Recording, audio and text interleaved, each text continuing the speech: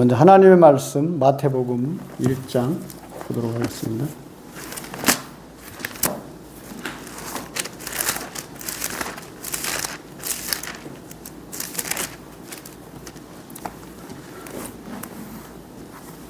마태복음 1장 1절부터 보겠습니다.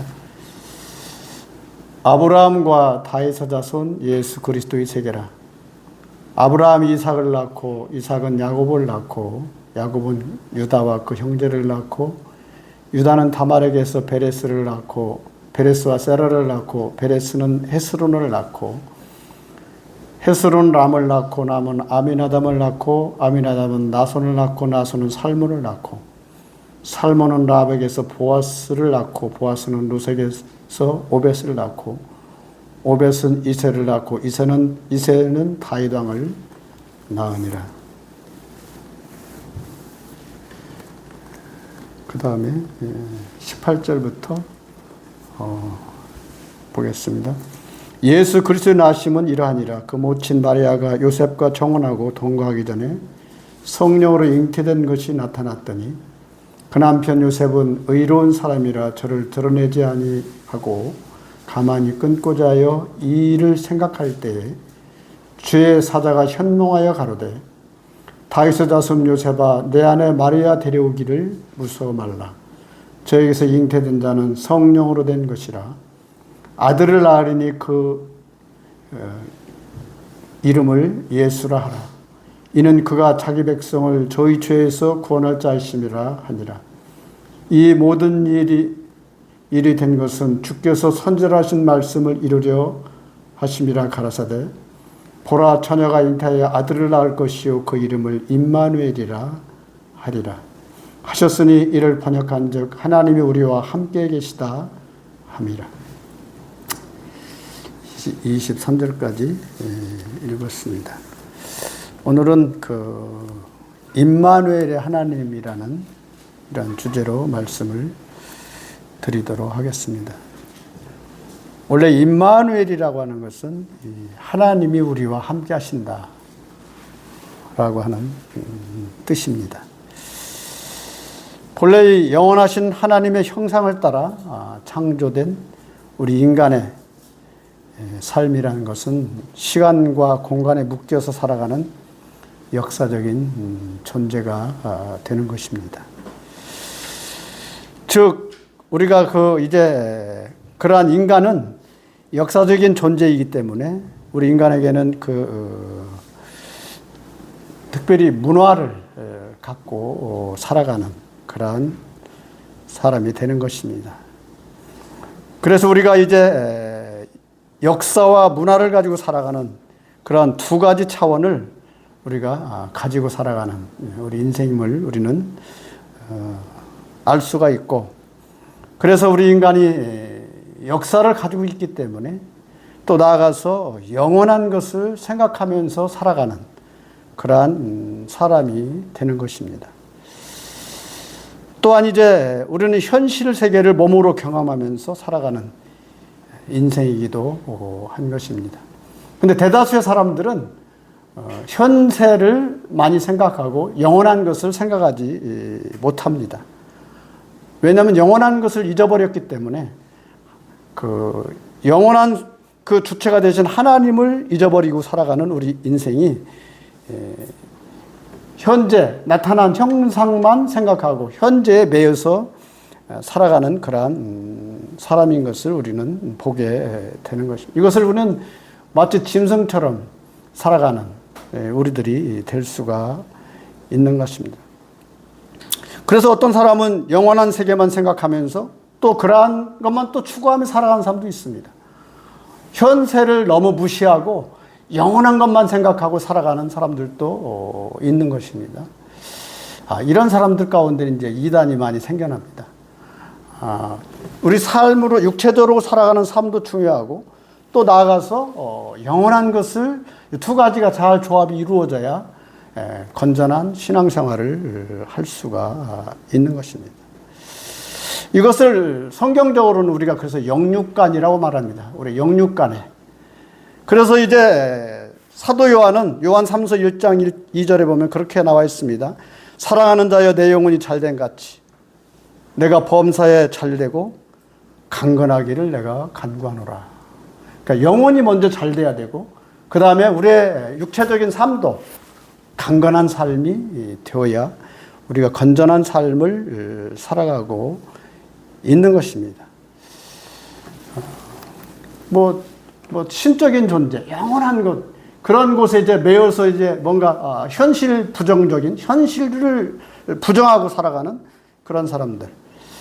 그러나 하나님께서는 우리에게 이제 임마누엘의 하나님으로 우리의 함께 하시러 육체적으로 이제 죄로 말미암아 하나님의 영원한 것을 잊어버리는 우리 인생들에게 그것을 가르쳐 주시라고 이제 임마누엘의 하나님으로 우리 가운데 오신 놀라우신 주님을 성경에서는 우리에게 소개하고 있고 그러한 분에 대해서 오늘 여기 마태복음 1장에서는 이제 그렇게 1절에서 그렇게 소개하고 있는 것입니다.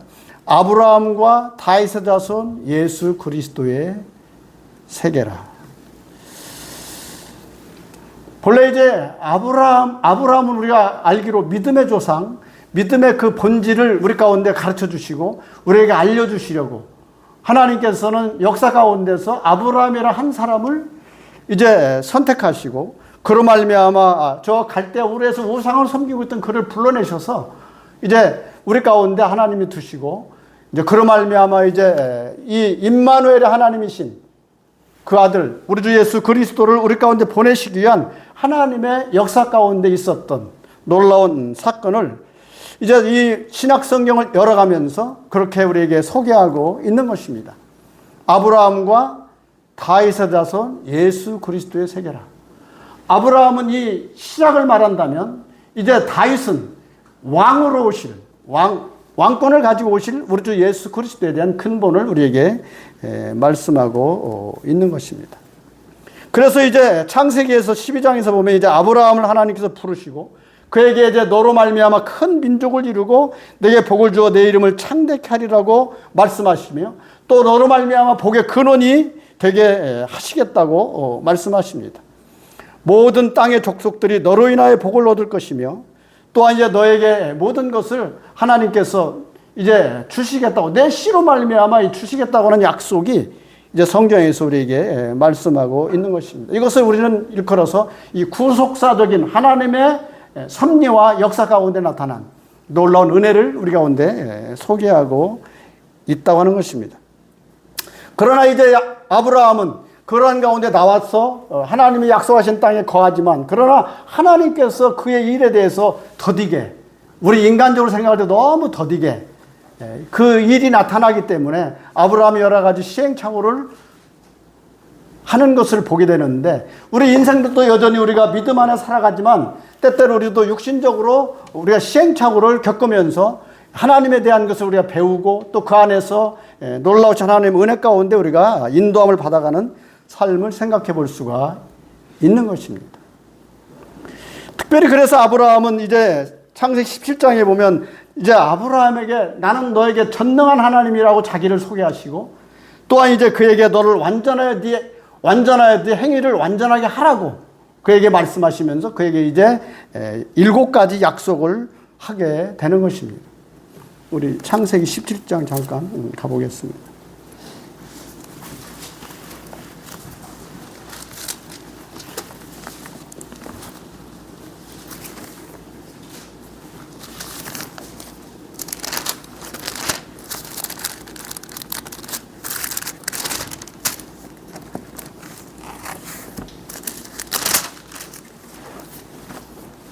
창세기 17장 1절 아브라함이 99세 때 여호와께서 아브라함에게 나타나서 그에게 이르시되 나는 전능한 하나님이라 너는 내 앞에서 행하여 완전하라 내가 내 언약을 나와 너 사이에 세워 너로 심히 번성케 하리라 하시니 여기서 보면 이제 하나님께서 아브라함에게 99세 때 이때가 바로 이제 아브라함을 불러서 세우신 때가 약 24년이 지날 때쯤입니다. 오랫동안 그에게 하나님께서 여러 가지로 물론 그 삶을 육신적인 삶을 인도하시고 지켜주시고 도우시고 또한 풍성케 하셨지만 그러나 정작 그에게 근본이 되는 이 씨에 대한 부분에 대해서는 하나님이 너무 잠잠하시고 조용하셨습니다. 그렇기 때문에 아브라함의 마음속에 많은 걸 얻었지만 그러나 정작 그 뭔가 허전한 진짜 마음에 비어있는 그거에 대해서 물론 하갈을 통해서 얻은 아들이 있었지만 그것도 영 마땅치 않고 하는 행위가 마땅치 않아요. 그래서 그런 부분이 마땅치 않지만 그래도 이제 하나님 앞에 그가 이제 살아가고 있는데 이제 어느 날 아브라함을 부르셔서 너는 내 앞에 행하여 완전하라. 완전하라고 하는 것은 무슨 뭐 행위를 완전하라 그런 의미보다는 어쩌면 그 마음의 중심이 하나님 앞에 하나님이 하신다고 하는 그런 믿음 안에 있으라고 하는 것입니다. 그래서 이제 그러면서 그에게 아브라함에게 여러 가지로 약속하십니다. 여기 첫 번째는 2절에 말한 것처럼 너를 내가 심히 번성케 하리라. 또 4절에 보면 열국의 아비가 되게 하겠다. 또 열왕이 내게로부터 나오겠다. 또 내 후손에 이제 내 후손으로 말미암아 하나님의 뜻을 이루겠다. 그러면서 여러 가지 이 기업을 또 주시겠다. 그러면서 7가지로 그에게 약속하십니다.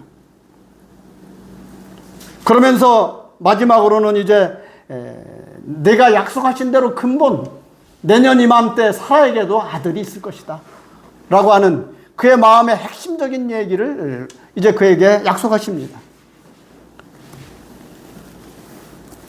그러면서 이제 하나님과 더불어 그가 살아갈 수 있도록 하나님께서 약속하시고 또 이제 하나님의 뜻 안에서 살아가는 놀라운 은혜에 대해서 말하고 있다고 하는 것입니다.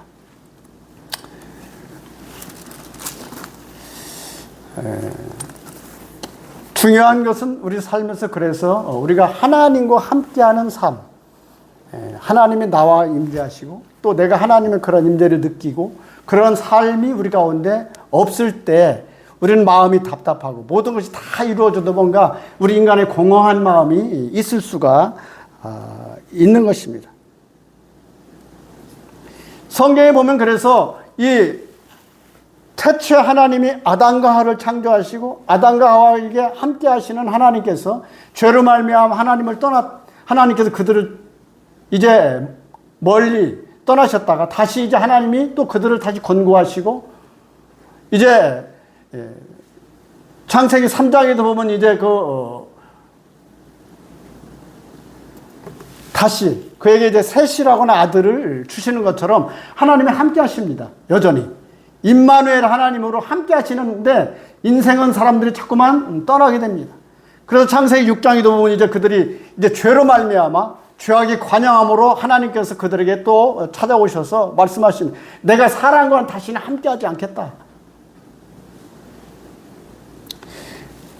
하나님은 그 사랑과 함께 하시는 부분에 대해서 이 죄로 말미암아 이제 그 가운데 이 하나님을 멀리할 때 하나님은 그들을 이제 징계하시고 심판하시고 또 다시 이제 그들의 마음이 하나님 앞에 회복할 수 있도록 하나님이 여러 가지로 역사하시는 놀라운 사실을 우리는 보게 됩니다. 그래서 이제 하나님을 떠난 범죄한 인간들이 하나님은 이제 다시 찾으시고 갈대아 우르에서 우상 속에 살아가는 아브라함을 다시 불러내셔서 그와 언약하시고 그로 말미암아 온 민족이 복을 받으며 하나님의 형상을 회복하시려고 하나님께서는 다시 시도하고 계신 것을 보게 되는 것입니다. 그러나 이 선택된 민족이 하나님을 또 떠나게 될 때 하나님은 그들을 또 징계하셔서 그들을 저 애굽이라고 하는 나라에 그들을 종살이로 맡기십니다. 항상 하나님은 이중 사역을 하십니다. 우리 삶에서도 하나님과 함께하는 삶이 우리가 없을 때 하나님 우리를 징계하시고 또 이제 그 가운데 우리를 다시 회복하셔서 하나님 또 하나님의 놀라운 은혜 가운데 우리를 두시는 것을 보게 되는 것입니다. 그래서 모세라는 사람을 다시 일으키셔서 그들을 이제 다시 애굽에서 그들을 6월절 어린 양의 피로 그들을 이제 구속하시고 다시 그들을 이제 약속하신 가나안 땅으로 그 민족적으로 그들을 인도하십니다. 근데 민족적으로 인도하시면서 그들이 이제 시내산 호렙산에 왔을 때 하나님께서 그들에게 이제 말씀을 주시기 위해서, 율법을 주시기 위해서 그들을 다시 모세를 시내산 정상으로 불러내시고 호렙산에서 그에게 이제 말씀을 주시는데 백성들은 또 타락합니다. 뭘 합니까? 바닥에서 자기들이 모세가 더디 내려옴을 보고 그들이 금송아지를 만듭니다. 금송아지를 만들고 금송아지 앞에 이제 그들이 이제 절하고 또 그 가운데 우상을 섬기는 일을 합니다. 오늘날도 마찬가지예요. 오늘날도 우리가 하나님을 섬기고 있지만 이 금송아지는 뭘 우리에게 상징하고 있습니까? 세상의 부요, 또 세상의 어떠한 것들, 우상적인 것들을 생각하는 것입니다. 우리는 그래서 우리가 금송아지에 빠지면 안 되는 것입니다. 우리 일이 잘 될 때도, 모든 것이 형통함을 이룰 때에도 우리가 금송아지에 빠지게 되면 우리 마음이 하나님께서 그러한 사람을 징계하십니다. 우리가 그래서 하나님 앞에 나가게 될 때, 우리 출애굽기 33장을 한번 보시겠습니다.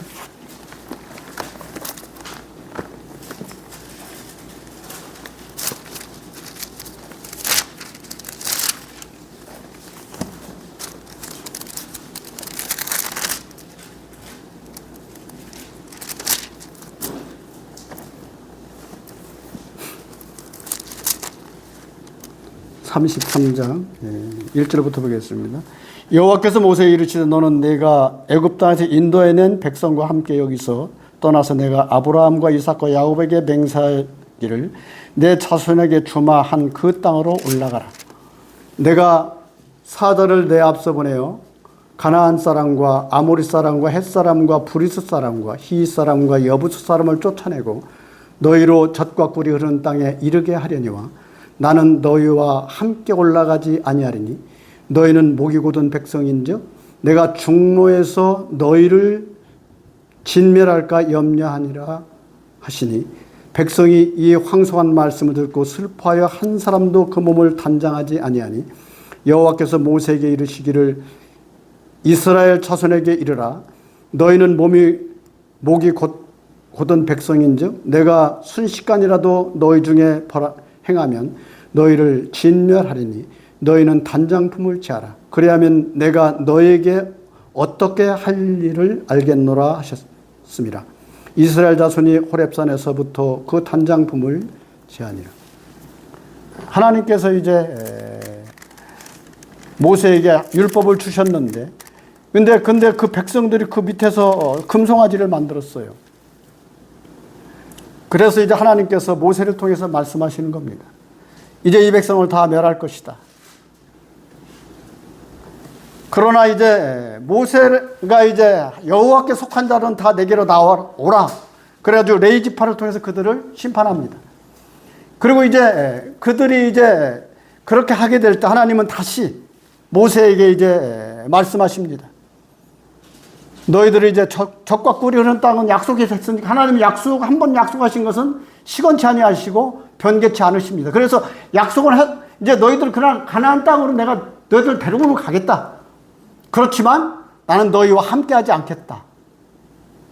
모세는 거기에 대해서 하나님 앞에 다시 엎드립니다. 아니 우리가 그 땅에 간들 하나님이 함께하지 않는다면 무슨 소용이 있겠는가? 우린 신앙적으로 우리가 때때로 그럴 수 있습니다. 내가 원하는 것 하나님 다 약속하셨기 때문에 다 주신다. 설령 주신다 할지라도 이제 우리가 우상 속에 빠지게 되면 하나님께서는 준다 할지라도 하나님이 임마누엘 하나님을 우리 함께 하시지 않는다면 무슨 유익이 있겠는가? 모세는 그거에 대해서 잘 알고 있었어요. 그래서 이제 하나님이 함께 하시지 않는다면 이 모든 걸 다 주신다 할지라도 나에게 무슨 유익이 있겠나? 우리에게 이 백성에게 무슨 소망이 있겠나? 그래서 모세가 다시 하나님 앞에 엎드립니다. 12절에 보니까 그렇게 말합니다. 모세가 여호와께 고하되 보시옵소서 주께서 나더러 이 백성을 인도하여 올라가라 하시면서 나와 함께 보낼 자를 내게 지시하지 아니하시나이다. 주께서 전에 말씀하시기를 나는 이름도 너를 알고 너도 내 앞에 은총을 입었다 하셨사온즉 내가 참으로 주의 목전에 은총을 입었사오면 원컨대 주의 길을 내게 보이사 내게 주를 알리시고 나로 주의 목전에서 은총을 입게 하시며 이 족속을 주의 백성으로 이기소서. 여기소서. 여호와께서 가라사대 내가 친히 가리라. 내가 너로 편티하리라. 이제 모세가 하나님 앞에 엎드리고 하나님 앞에 이제 같이 함께 하시기를 그가 원할 때 모세는 여러 가지로 다시 하나님 앞에 이제 청구합니다. 함께 하실 뿐만 아니라 나에게 그러한 것을 이제 보여달라. 여기 18절에도 그렇게 말합니다. 모세가 가로되 원컨대 주의 영광을 내게 보이소서. 내가 여호와께서 가라사대 내가 나의 모든 선한 형상을 내 앞으로 지나게 하고 여호와 이름을 내 앞에 반포하리라. 나는 은혜 줄 자에게 은혜를 주고 긍휼히 여길 자에게 긍휼을 베푸시느니라. 또 가라사대 내가 내 얼굴을 보지 못하리니 나를 보고 살 자가 없음이니라. 여호와께서 가라사대 보라 내 곁에 한 곳에 있으니 너는 반석 위에 섰으라. 내 영광이 지날 때에 내가 너를 반석 틈에 두고 내가 지나도록 내 손으로 너를 덮었다가 손을 거두리니 내가 내 등을 볼 것이요 얼굴은 보지 못하리라. 모세는 이제 너로 말미암아 이제 그 가나안 땅에 들어가서 네가 모든 걸 다 할 수 있게 다 해주겠다. 그렇지만 나는 함께 가지 않겠다. 그냥 모세가 이제 그렇게 하면 무슨 의미가 있겠느냐. 하나님이 함께 하시지 않는다면 무슨 의미가 있겠느냐. 그러니까 거기에 대해서 하나님과 씨름하니까 하나님께서 그 모세의 본 마음을 하나님이 아시고 이제 내가 너와 함께 하겠다. 우리는 삶에서 그런 것입니다. 고린도후서 6장에 보면 그런 말씀이 있습니다. 우리는 하나님과 함께 일하는 자로서, 그러니까 하나님과 함께 일해야 되는 것입니다. 하나님과 함께 우리가 나가야 되는 것입니다. 나의 생각으로 가는 것이 아니고 나의 어떠한 것으로 하는 것이 아니라 오늘날 이 세상에 많은 교회들이 이 타락하는 이유가 뭐가 있겠습니까? 사람의 야망을 이루려고 하는 것입니다. 그렇기 때문에 실패가 있는 것입니다. 결과적으로 실패하는 것입니다. 처음에는 잘 되는 것 같지만 실패합니다. 그러나 하나님과 함께하는 것, 임마누엘의 하나님은 우리와 함께 하시기 위해서 말씀이 육신이 되어 우리 가운데 오신 것입니다. 이사야서 7장에도 보면 그래서 이스라엘 백성들이 하나님 앞에 그들이 타락하고 죄를 지을 때 하나님께서는 그 백성들을 심판하시고 그 백성들의 징계가 있었습니다. 그 당시에 남방 유다의 왕 아하스 왕이 하나님을 떠나고 그들이 하나님 앞에서 있지 않을 때 하나님께서는 그들에게 심판하시고 저 아수르라고 하는 임금을 일으켜가지고 그들을 심판하십니다. 그가 이제 마음이 천밀같아 녹아내려가지고 하나님 앞에 그렇게 할 때 그 당시에 이사야 선지자가 활동하고 있었는데 이사야 선지자를 통해서 아하스 왕에게 이야기합니다. 저 북방 이스라엘에 있는 그 왕과 또 아람 왕에 대해서 무서워하지 말라. 그들은 마치 불붙은 이 부직갱이와 같아서, 부직갱이가 뭔지 아시죠? 옛날에 그 아궁이에 불 뗄 때 이렇게 부직갱이 이런 하면은 요즘은 저 불 떼는 일이 별로 없어서 잘 모르실지 모르는데 저는 어렸을 때 불을 많이 떼봐가지고 밥할 때 그 무슨 모닥불 같은 거 하면은 그 이렇게 부직갱이 들고서 이렇게 하잖아요. 불 잘 피우게. 마치 저 북방에 나타난 그들은 부직갱이 같다고 했어요. 불 붙은 부직갱이 같아서 꺼내면 바로 꺼진다 이 말이에요. 근데 그 아하스 왕이 그것을 너무 두려워가지고 어쩔 줄을 몰라 하니까 이사야 선지자가 말합니다.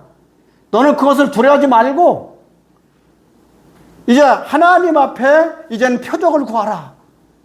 우리 이사야서 7장을 보십니다.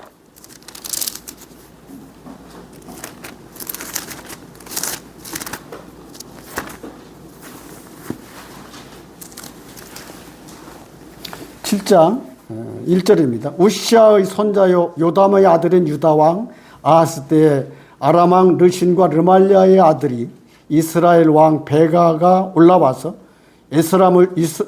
예루살렘을 쳤으나 능히 이기지 못하니라.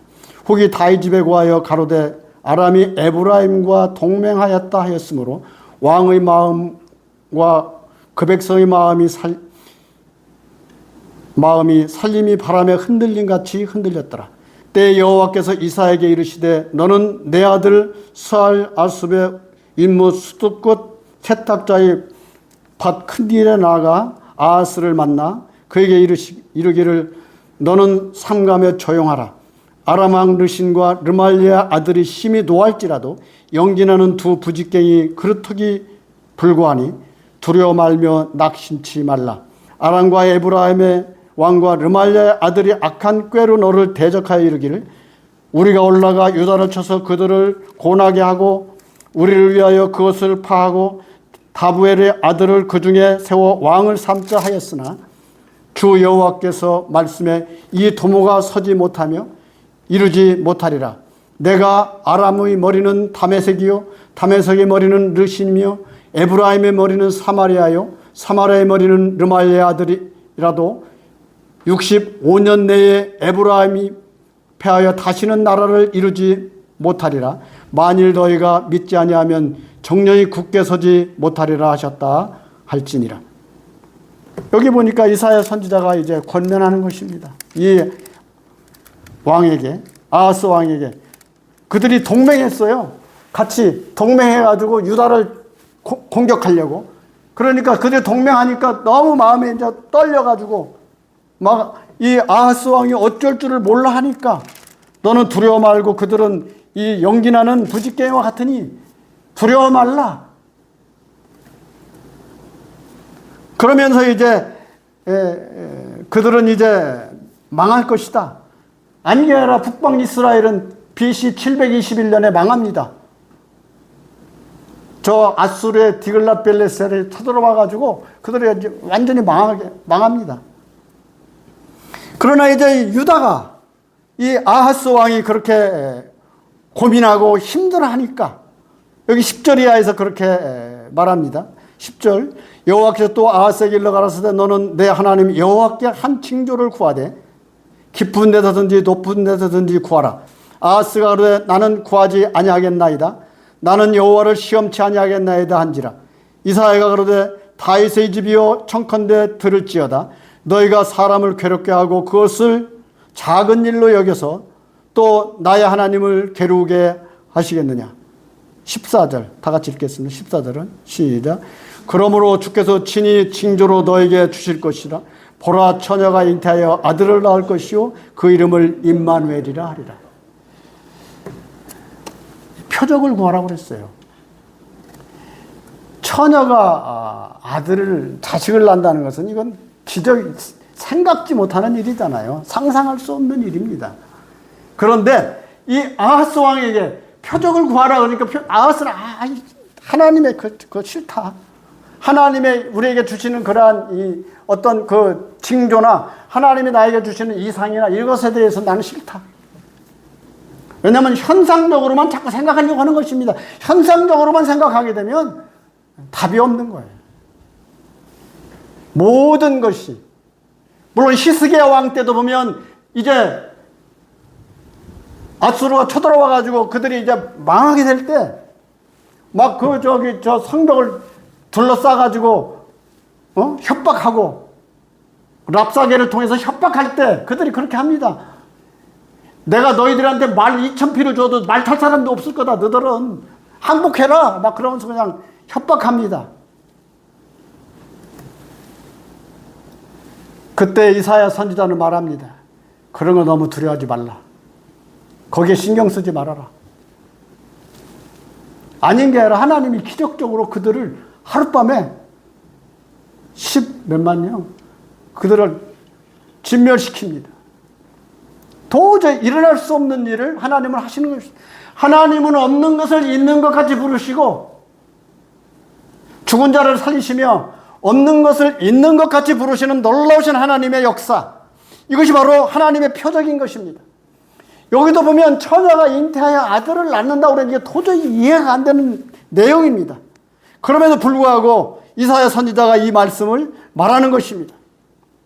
주께서 징조로 너희가 주실 것이요 보라 처녀가 잉태하여 아들을 낳을 것이요 그 이름을 임마누엘이라 하리라. 하나님이 너희와 함께 하신다. 오늘날 우리가 삶을 통해서 여러 가지 어려움이 있다 할지라도 하나님이 나와 함께 하신다라고 하는 놀라운 사실을 우리가 알게 될 때, 모세도 그래서 이제 그 하나님이 함께 하시지 않는다고 할 때 이 모든 걸 다 주신다 할지라도 하나님이 함께 하시지 않는다면 나는 가지 않겠다. 그러니까 하나님이 모세에 대해서 그 말을 인정하셨어요. 내가 친히 가리라. 그러면서 너는 이제 그 반석 위에 내가 서 있으라. 내가 이제 그곳을 내가 지나가겠다. 반석이 뭡니까?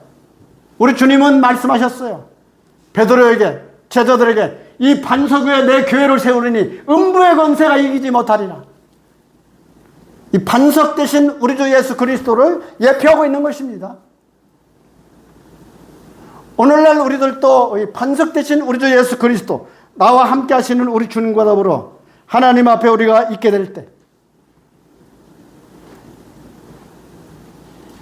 여러 가지 우리 삶에서 어려움이 오거나 이러한 부분이 오게 될 때 우리는 마음속에 때때로 한없이 흔들릴 수가 있는 것입니다.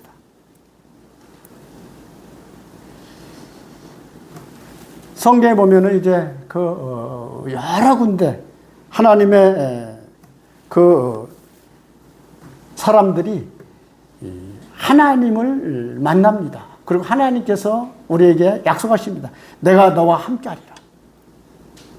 사사시대 때 보면 기드온에게도 말씀하셨고, 그들이 저 이방 민족을 통해서 백성들이 다 집합행을 당하고 그들이 어려울 때 몰래 타작마당에서 이 포도주를 짜고 있는 그에게 기드온에게 나타나셔서 하나입니다. 용사여 말씀하셔서 내가 너와 함께한다. 근데 우리는 그러한 하나님이 함께 하시는 부분에 대해서 우리 삶에서 하나님의 임재를 우리가 구하고 하나님이 함께 하심에 대해서, 물론 우리는 성령으로 말미암아 거듭난 성도들은 우리와 함께 하십니다. 함께 하시지만 그것을 내가 생각하지 아니하고 육신적으로 삶을 우리가 생각하게 된다면 우리는 때때로 여러 가지 어려움 속에 우리가 봉착하게 되는 것입니다. 여호수아에게도 말씀하셨어요. 내가 너와 함께하리라. 평생 너를 당할 자가 없으리라. 여호수아는 원래 마음이 좀 심약한 사람 중에 하나였나 봐요. 그는 모세를 수종 들고 열심히 함께 동역을 했지만 그러나 그 심령이 약한 사람이었어요. 그래서 이 여호수아에게도 이제 모세가 떠나고 그에 맡길 때도 내가 너와 함께하리라. 담대하라. 내가 어디로 가든지 내가 너와 함께하겠다. 성경에 보면 이제 그 하나님의 사람들에게 함께하겠다는 말이 참 많아요. 야곱도 그랬고, 야곱도 뭐 자기 형 피해서 도망가다가 들판에서 그가 이제 꿈을 꾸다가 하나님의 놀라우신 사닥다리를 발견하고 거기에서 하나님을 만나잖아요. 근데 거기서 하시는 말씀이 있어요. 네가 어디로 가든지 내가 너와 함께하리라. 우리는 그 하나님이 나와 함께 하신다고 하는 놀라운 말씀들을 우리 삶에서 우리가 인지할 필요가 있는 것입니다.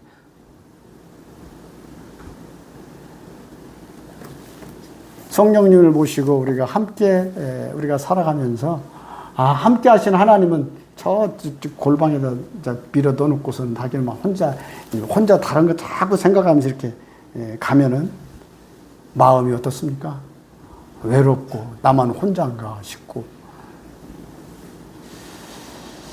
오늘 여기 이 마태복음에서 이제 신약 성경을 열어가면서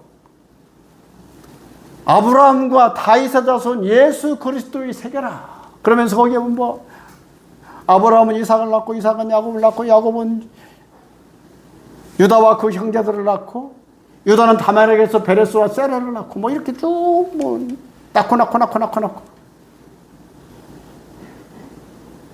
그러면서 마지막으로 이제 처녀가 잉태하여 아들을 낳으리니 그 이름을 임마누엘이라 하리라 하신 말씀대로 우리와 함께 하시기 위해서, 나와 여러분에게 함께 하시기 위해서 하나님께서 놀라운 역사를 하시는 것을 보게 되는 것입니다. 오늘날 이제 신약시대에도 믿는 자들에게 하나님은 함께 하십니다. 보혜사 성령으로 말미암아 우리와 이제 내주하시고, 또한 함께 하시고 보호하시고 돌봐주시고 지켜주시고 인도하시고 가르쳐주시고 우리의 삶을 인도하십니다. 그러한 우리 주님으로 말미암아 하나님은 나와 함께 하시는 놀라우신 그 약속의 말씀을 우리가 마음으로 인지하고, 임마누엘의 하나님, 나와 함께 하시는 하나님, 그 하나님을 우리가 생각해 봐야 될 것입니다. 한번 따라 합시다. 하나님은 당신과 함께 하십니다. 하나님은 나와 함께 하신다. 하나님은 우리와 함께 하신다. 아멘? 예, 하나님은 우리와 함께 하신다. 어떠한 일을 우리가 만나고 당한다 할지라도 하나님이 함께 하시면 우리 마음에 거칠 것이 없는 것입니다. 그것이 감옥이 됐든 빈들이 됐든 어디가 됐든, 우리 때때로 삶에서 어떤 것들이 형통하고 잘 될 때는 처음에는 하나님과 함께 하는 마음에 함께 하다가 어느 날 갑자기 마음이 딴 데로 가버렸어. 어디로 갔는지.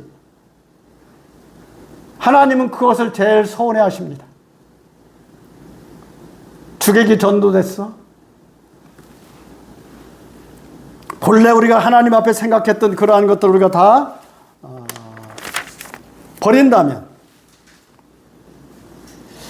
그래서 오늘날 우리가 하나님 앞에 믿음으로 함께하는 삶을 살아야 되는 것입니다. 우리 주님은 이제 오늘날에는 말씀을 의지하고 말씀을 따라가는 자들에게 하나님은 함께 하십니다. 어떤 사람들은 이제 감정적으로만 자꾸만 생각하면 이 감정이라는 건 수시로 변합니다. 감정은 좋았다가도 금방 나빠졌다가도, 사람 관계도 그래. 감정으로만 생각하면 이게 늘 좋을 수가 없어요. 감정이 예민한 사람은 더 심하죠. 조석간에 변하는 사람들도 많아요. 그러나 말씀을 의지해야 되는 것이, 그래서 말씀을 의지해야 돼. 그래서 말씀을 의지하는 자들이 하나님은 함께 하신다. 한번 따라 합시다. 하나님은 말씀을 의지하는 자들에게 함께 하신다. 그렇습니다. 말씀을 의지하는 자들에게 하나님은 함께 하시고 삶을 인도하십니다. 말씀은, 구원의 말씀은 받았는데 삶은 내 생각대로 살아가면 하나님은 함께 하시지 않습니다. 물론 성령님이 떠나진 않으세요. 안 오는데 내 생각대로 하면 안 되는 거예요. 요즘은 사람들이 자기 감정에 너무 예민해. 그래도 내 감정이 상하면 다른 거 다 말씀이고 뭐고 다 없어. 그냥 감정대로 하는 거야. 그냥 감정대로. 근데 감정대로 하면요 항상 실패하게 돼요. 결과가 실패합니다. 하나님의 말씀이 때때로 나를 거스린다 할지라도 말씀을 쫓아가면 실패하지 않습니다. 왜? 거기에는 하나님이 함께 하시기 때문입니다.